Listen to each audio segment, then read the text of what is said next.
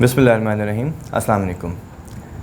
इस वीडियो के अंदर हम डिपॉज़िट साइड इस्लामिक बैंकिंग की जो है उसको देखेंगे और हम ये देखने की कोशिश करेंगे कि इस्लामिक बैंक के जो डिपॉज़िट साइड पे जो प्रोडक्ट्स हैं वो किस तरीके से बनती हैं और उसमें कॉन्ट्रैक्ट्स क्या यूज़ होते हैं।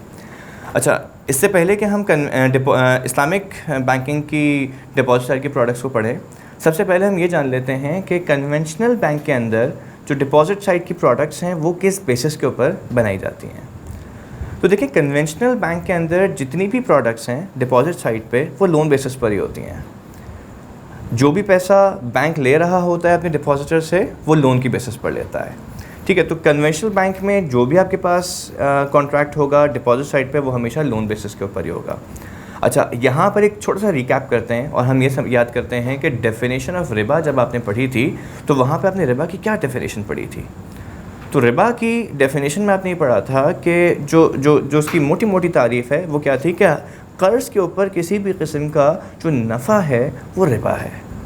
सो any kind of benefit that is derived over a loan contract is termed as रिबा एज़ पर शरिया।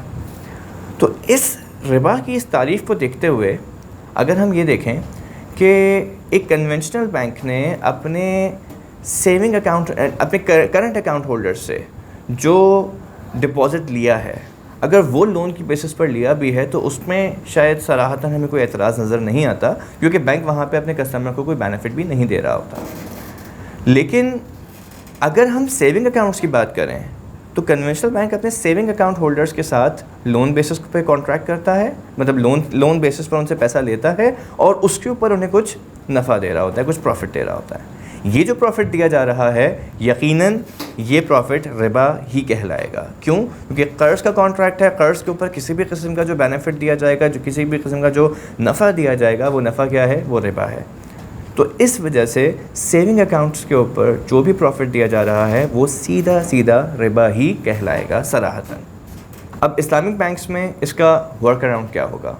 तो इस्लामिक बैंक्स के अंदर वर्क अराउंड हम इसका ये बनाते हैं कि जो हमारे नॉन रेम्यूनरेटिव अकाउंट्स हैं, अच्छा जहाँ मैं लफ्ज़ इस्तेमाल कर रहा हूँ नॉन रेम्यूनरेटिव अकाउंट्स का मतलब वो अकाउंट्स हैं जिनके ऊपर किसी किस्म का प्रॉफिट नहीं देना, और एक लफ्ज़ मैं इस्तेमाल करूँगा आगे रेम्यूनरेटिव अकाउंट्स।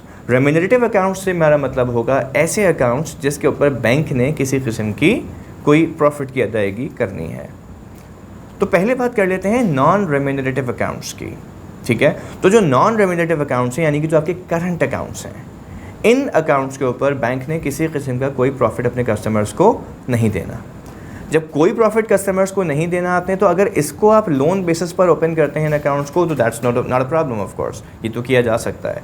क्यों? क्योंकि आपने किसी शख्स से कर्ज़ लिया और आपने कहा कि मैं इसके ऊपर तुम्हें कोई प्रॉफिट नहीं दूंगा, कोई बेनिफिट नहीं दूंगा और इतने ही पैसे तुम्हें वापस कर दूंगा, तो ऐसा कर्ज़ लेना यकीनन शरीयत की रूह से बिल्कुल जायज़ है। तो ये तो किया जा सकता है। लेकिन दूसरी तरफ हमारे पास जो रेम्यूनरेटिव अकाउंट्स हैं, जो सेविंग अकाउंट्स हैं, उनकी अगर वो भी हमने कर्ज़ की बेसिस पर ले लिए तो उसके ऊपर किसी किस्म की नफ़े की अदायगी ऑफ कोर्स नहीं की जा सकती। तो यहाँ पर हमें इस बात की एहतियात करनी होगी कि इस्लामिक बैंक्स में जो आपके रेम्यूनरेटिव अकाउंट्स हैं, जो आपके सेविंग अकाउंट्स हैं, उन्हें किसी किस्म का उनके साथ आप लोन कॉन्ट्रैक्ट नहीं कर सकते, क्योंकि आपने उन्हें प्रॉफिट भी देना है। तो यहाँ पे हम क्या करेंगे? तो इस्लामिक बैंक्स की जो प्रैक्टिस है इस वक्त वो ये है कि जितने भी रेम्यूनरेटिव अकाउंट्स हैं जिन्हें आपने प्रॉफिट देना होता है, उनके साथ जब हम कॉन्ट्रैक्ट करते हैं तो वो कॉन्ट्रैक्ट पार्टनरशिप का कॉन्ट्रैक्ट होता है, वो लोन का कॉन्ट्रैक्ट नहीं होता। पार्टनरशिप का कॉन्ट्रैक्ट किस तरीके से एग्जीक्यूट होता है ये आपने मुशारका और मुदारबा में देख लिया है। ठीक है, तो अमूमन मुदारबा बेसिस के ऊपर ये कॉन्ट्रैक्ट्स किए जाते हैं। पार्टनरशिप, मुदारबा ऑफ कोर्स पार्टनरशिप की ही एक फॉर्म है। तो हम पार्टनरशिप कॉन्ट्रैक्ट साइन करते हैं अपने कस्टमर्स के साथ, लोन कॉन्ट्रैक्ट साइन नहीं करेंगे रेम्यूनरेटिव अकाउंट्स के केस में। तो याद रखिए इस्लामिक बैंक्स के अंदर हमारा तरीक़ा क्या है कि हर वो अकाउंट जिस पे हमें कोई प्रॉफिट ऑफ़र करना है उसके साथ हम पार्टनरशिप कॉन्ट्रैक्ट करेंगे, और हर वो अकाउंट, हर वो डिपॉजिटर जिसको हमें कोई प्रॉफिट नहीं देना उसके साथ हम लोन बेस का कॉन्ट्रैक्ट कर लेंगे। तो अगर मैं ब्रॉड कैटेगरीज़ में इस वक्त बात करूं तो मैं अपनी बात को यूं सम अप कर सकता हूं कि जो करंट अकाउंट्स हैं उनके साथ हमारा कॉन्ट्रैक्ट लोन बेसिस पर होगा, उनके साथ हम लोन बेसिस पे कॉन्ट्रैक्ट करेंगे, और जो सेविंग अकाउंट्स हैं उनके साथ हम पार्टनरशिप कॉन्ट्रैक्ट करेंगे। ये बात 90% तो दुरुस्त थी, लेकिन 10% इसमें हमें इसको थोड़ा सा मज़ीद सही करने की ज़रूरत है। क्यों? देखें, इस बात में जाने से पहले सबसे पहले तो हमें एक बात ये समझनी है कि जब हम रिबा की तारीफ़ पढ़ते हैं तो रिबा में क्या हम कहते हैं? रिबा में हम ये कहते हैं कि कर्ज़ के ऊपर हासिल किया जाने वाला किसी भी किस्म का जो नफ़ा है, जो मनफ़ियत है, वो रिबा है। अभी किसी भी किस्म का जो बेनिफिट है वो रिबा में क्लासिफाई किया जाएगा। इसका मतलब क्या है? इसका मतलब ये है कि चाहे जो बेनिफिट मैं ले रहा हूँ वो बेनिफिट मॉनेटरी बेनिफिट हो या वो नॉन मॉनेटरी बेनिफिट हो, यानी वो पैसों की शक्ल में हो या वो पैसों की शक्ल में ना हो। यानी अगर मैं किसी शख्स का कर्ज़दार हूँ, अगर मैंने किसी शख्स से कर्ज़ा लिया हुआ है, तो कर्ज़ा लेने के बाद मैं उसे उस कर्ज़े के ऊपर ना तो कोई पैसे इजाफ़ी तौर पे दे सकता हूँ और ना ही मैं उसे पैसों के अलावा कोई दूसरी मनफ़ियत पहुँचा सकता हूँ, जैसे कि मैं उसको कोई सर्विसेज ऑफ़र करूँ या मैं पैसों के अलावा कोई और आर्टिकल उसको ऑफ़र करूँ, कोई घड़ी, कोई मोबाइल फ़ोन या कोई और चीज़ मैं उसको ऑफ़र करूँ। तो ये दोनों चीज़ें, तीनों चीज़ें रिबा की ही डेफिनेशन में क्लासिफाई करेंगी। तो मतलब ये हुआ कि रिबा का मतलब सिर्फ ये नहीं है कि एक्सेस प्रॉफिट ओवर प्रिंसिपल दिया जा रहा हो, बल्कि रिबा प्रॉफिट, मॉनेटरी प्रॉफिट के अलावा दूसरी मनफियत भी रिबा में ही क्लासिफाई की जाएगी। यहाँ हमें एक चीज़ ये देखनी होगी कि हमने अपने सेविंग अकाउंट होल्डर्स के साथ तो पार्टनरशिप कॉन्ट्रैक्ट कर लिया और हमने अपने करंट अकाउंट होल्डर्स के साथ लोन बेस्ड कॉन्ट्रैक्ट कर लिया। अब प्रॉफिट सिर्फ पार्टनरशिप वाले कस्टमर्स को दिया जा रहा है, डिपॉजिटर्स को दिया जा रहा है, और जो लोन बेस्ड डिपॉजिटर्स हैं उन्हें हम कोई प्रॉफिट ऑफर तो नहीं कर रहे, तो यहाँ तक तो बात दुरुस्त है। लेकिन ये जो लोन बेस्ड का डिपॉजिटर्स हैं हमारे, जिनसे हमने पैसा लिया है लोन की बेसिस के ऊपर, इन्हें हम पैसे तो नहीं दे रहे, इन्हें हम प्रॉफिट तो कोई नहीं दे रहे, लेकिन क्या हम इन्हें कोई इजाफी कोई मनफियत दे रहे हैं इसके अलावा? तो जवाब आता है जी बिल्कुल। हम अपने डिपॉजिटर्स को कभी कभार free ATM cards, free cheque books, free bank statements, इसके अलावा CAP लाउंज जैसी फैसिलिटीज़ वगैरह ऑफ़र करते हैं अक्सर। ये offers of course current account holders के लिए भी होती हैं और ये ऑफ़र्स आपके सेविंग अकाउंट होल्डर्स के लिए भी होती हैं, और ये राइज है बैंकिंग इंडस्ट्री में। तो ये जो मनफियत दी जा रही है लोन बेस्ड अकाउंट्स के ऊपर, ये शरन किस तरीके से जायज़ होगी, ये कैसे प्रिवेल करेगी इस्लामिक बैंक्स के अंदर? तो इस बारे में हम आगे देखते हैं कि क्या किया जाता है इस्लामिक बैंकिंग इंडस्ट्री में। तो देखिए, बात दरअसल ये है कि हमने अगर अपने करंट अकाउंट होल्डर्स को कोई बेनिफिट देना है, एक ऑप्शन तो ये है कि हम कोई बेनिफिट ही ना दें। अगर करंट अकाउंट होल्डर्स को कोई बेनिफिट ना दिया जाए और सारे बेनिफिट सिर्फ और सिर्फ सेविंग अकाउंट होल्डर्स के लिए ही कन्फाइंड रखे जाएँ, तो जाहिर है कि बिज़नेस पर्सपेक्टिव से ये इस्लामिक बैंक्स के लिए वाइबल ऑप्शन नहीं हो सकता। इस्लामिक बैंक्स के अंदर करंट अकाउंट्स एग्जिस्ट ही नहीं करेंगे अगर ऐसा किया जाए तो। लेकिन दूसरी तरफ हमें शरीयत को भी देखना है, हम कोई ऐसा काम नहीं कर सकते ज़ाहिर है जो कि शरीयत के बरमला मुनाफी हो। तो शरीयत के मुनाफी काम करके तो ज़ाहिर है बिज़नेस वायबिलिटी को नहीं देखा जा सकता। तो अब किस तरीके से हम इन करंट अकाउंट होल्डर्स को बिज़नेस पर्सपेक्टिव से वायबल बनाते हैं? तो इसका एक सोल्यूशन ये है कि जब आपने रिबा की तारीफ़ पढ़ी थी डिटेल के अंदर, तो उन डिटेल्स में आपने एक डिटेल ये भी पढ़ी थी कि रिबा में क्या चीज़ है कि अगर कोई इजाफी मनफियत दी जा रही है किसी कर्ज़ के कॉन्ट्रैक्ट के ऊपर, किसी कर्ज़ के अक़्द के ऊपर, तो वो इजाफी मनफियत रिबा कहलाएगी अगर वो मशरूत हो उस कर्ज़ के कॉन्ट्रैक्ट के ऊपर। अब यहाँ पर हम क्या करते हैं, हम ये कहते हैं कि भाई आप एक काम कीजिए कि करंट अकाउंट होल्डर्स को, यानी कि जो लोन बेस्ड अकाउंट होल्डर्स हैं, अगर आपने कोई भी बेनिफिट उन्हें देना है तो आप एक काम ही कीजिए कि उसको अक्रॉस द बोर्ड सबको दे दीजिए। यानी फिर आप ये ना देखिए कि ये करंट अकाउंट होल्डर है, यानी कि ये लोन बेस्ड अकाउंट होल्डर है या ये मेरा पार्टनरशिप बेस्ड अकाउंट होल्डर है। कोई भी अकाउंट होल्डर आएगा तो उसको ये बेनिफिट मिलेगा ही मिलेगा। इससे क्या होगा? इससे ये होगा कि करंट अकाउंट होल्डर को जो बेनिफिट्स मिल रहे हैं वो सिर्फ उसके लिए नहीं है, बल्कि वो सबके लिए हैं। जो भी अकाउंट होल्डर मेरे पास आता है, जो भी डिपॉजिटर मेरे पास आता है, मेरी बैंक के प्रीमिसेस में आएगा और मुझसे कॉन्ट्रैक्ट करेगा, तो उसे मैं ये बेनिफिट दूंगा ही दूंगा, चाहे वो मेरा लोन बेस्ड डिपॉजिटर हो या वो मेरा पार्टनरशिप बेस्ड डिपॉजिटर हो। इसको आप यूँ समझ लीजिए कि अगर मेरे पास कुछ रकम पड़ी हुई है मेरे लोन बेस्ड अकाउंट के अंदर, मेरे करंट अकाउंट में कुछ पैसे पड़े हुए हैं, उस पर मुझे कुछ बेनिफिट्स आ रहे हैं, अगर मैं ये सारा का सारा पैसा उठा के ट्रांसफ़र कर दूं अपने किसी सेविंग अकाउंट में जो कि एक रेम्यूनरेटिव अकाउंट है, तो क्या बैंक की तरफ से मुझे मिलने वाली जो सर्विसेज हैं क्या उसमें कोई कमी वाक़ई होगी? अगर उसमें कोई कमी वाक़ई नहीं हो रही तो इसका मतलब ये हुआ कि जो बेनिफिट्स मुझे मिल रहे थे वो कर्ज़ की मौजूदगी के साथ मशरूत नहीं थे। ऐसा नहीं कि जब तक कर्ज़ होगा तो ये बेनिफिट्स मिलते रहेंगे और जैसे ही वो कर्ज़ ख़त्म होगा तो वो बेनिफिट्स भी ख़त्म हो जाएंगे। ऐसा नहीं हो रहा, बल्कि हो क्या रहा है, हो ये रहा है कि पैसा चाहे कर्ज़ की शक्ल में मैं बैंक को दूँ या चाहे मैं पार्टनरशिप की शक्ल में दूँ, बैंक मुझे बिल्कुल एक ही तरह से ट्रीट कर रहा है। इसकी मिसाल बिल्कुल ऐसे ही ली जा सकती है कि आपने किसी शख्स से कर्ज़ लिया, अगर आप स्पेसिफिकली जिससे कर्ज़ ले रहे हैं उसी को किसी किस्म की मनफ़ियत पहुंचा रहे हैं तो यकीनन इसमें रिबा का बहुत वाज़ेह तौर पे एहतमाल मौजूद होगा। लेकिन अगर आपने एक दावत आम की, आपने बहुत सारे लोगों की दावत की, उस दावत के अंदर वो शख्स भी मौजूद है जिसने आपको कर्ज़ दिया हुआ है और वो लोग भी मौजूद है जिन्होंने आपको कर्ज़ नहीं दिया, वो जो आपके आम तौर पर आपके दोस्त अहबाब हैं, अगर उन्हीं के साथ आपने उसको भी दावत में मदऊ किया है तो उसका मतलब है कि ये दावत सिर्फ उस शख्स के लिए नहीं की जा रही है बल्कि इसमें सारे लोग शामिल हैं। ऑफकोर्स एक दावत आम है या बहुत सारे लोगों की दावत है, अगर उसमें आपने उसको बुलाया है तो जाहिर है कि इसको ये नहीं कहा जा सकता कि इस शख्स को ये मनफ़ियत सिर्फ इसीलिए दी जा रही है क्योंकि उसने आपको कर्ज़ दिया हुआ है, बल्कि ये तो सब लोगों के लिए था, उसी में वो भी शामिल हो गया। तो यही चीज़ इस्लामिक बैंक्स के अंदर भी की जाती है कि करंट अकाउंट होल्डर्स यानी कि जो आपके लोन बेस्ड अकाउंट होल्डर्स हैं, अगर आपने किसी भी किस्म का कोई बेनिफिट उन तक पहुंचाना है तो इस बात को आपको देखना पड़ेगा कि वो बेनिफिट पर सबको पास ऑन किया जा रहा हो। तो इसके लिए हम टर्म एक यूज़ करते हैं इस्लामिक बैंकिंग इंडस्ट्री के अंदर कि जो बेनिफिट्स आपने अपने लोन बेस्ड अकाउंट होल्डर्स को देने हैं वो बेनिफिट्स अक्रॉस द बोर्ड जितने अकाउंट होल्डर्स हैं आपके उन तमाम अकाउंट होल्डर्स तक वो बेनिफिट पहुंचना चाहिए। अगर इस तरीके से किसी करंट अकाउंट होल्डर को बेनिफिट दिया जा रहा हो तो वो रिबा में क्लासिफाई नहीं किया जाएगा।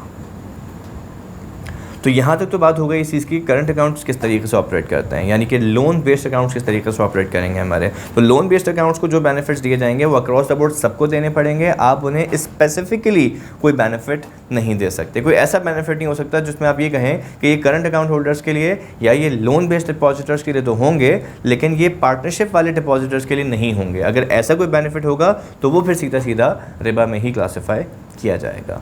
तो इस चीज़ का हमें ख्याल रखना होगा। तो यहाँ तो हमारी बात ये हो गई कि करंट अकाउंट्स किस तरीके से ऑपरेट करेंगे, सेविंग अकाउंट्स किस तरीके से ऑपरेट करेंगे। मैंने एक टर्म बारहा यहाँ पे इस्तेमाल की है, रेम्यूनरेटिव डिपॉजिट्स और नॉन रेम्यूनरेटिव डिपॉजिट्स। मैं इस वीडियो के शुरू में उसके बारे में आपको बता चुका हूँ, एक छोटा सा रिकैप दोबारा उसका मैं आपको दे देता हूँ।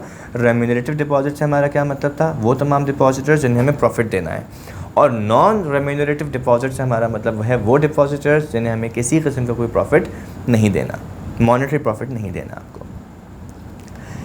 लेकिन जो लोन बेस्ड डिपॉजिटर्स हैं उनके साथ हमें क्या ख्याल रखना है कि उनके साथ उन्हें अगर हम कोई भी बेनिफिट दे रहे हैं, कोई भी मनफियत उनको दी जा रही है तो वो सब के लिए अक्रॉस द बोर्ड आपको फ्री करनी पड़ेगी।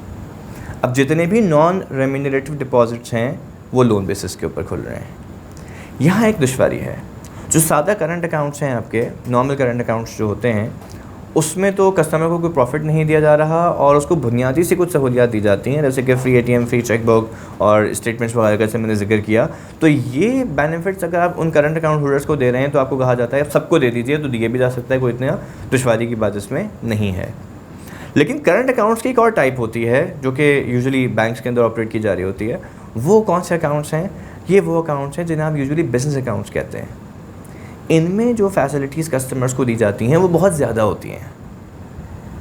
मुमकिन है कोई पे रोल की फैसिलिटी आप वहाँ पे कस्टमर्स को दे रहे हो, मुमकिन है कुछ कैश मैनेजमेंट की फ़ैसिलिटीज़ भी आप दे रहे हों, और बहुत सारी ऐसी फैसिलिटीज़ हो सकती हैं जो कि बुनियादी सहूलियात से बढ़कर हैं।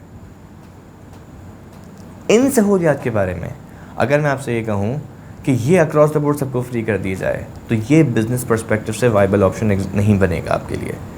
तो किसी भी इस्लामिक बैंक के लिए बिज़नेस पर्सपेक्टिव से ये मुमकिन नहीं है कि कोई बैंक ये कहे कि मैं अपने बिज़नेस अकाउंट्स को जो बेनिफिट्स देता हूँ वो मैं अक्रॉस द बोर्ड सबके लिए फ्री कर दूँ। ये मुमकिन नहीं होगा, ये नहीं किया जा सकता।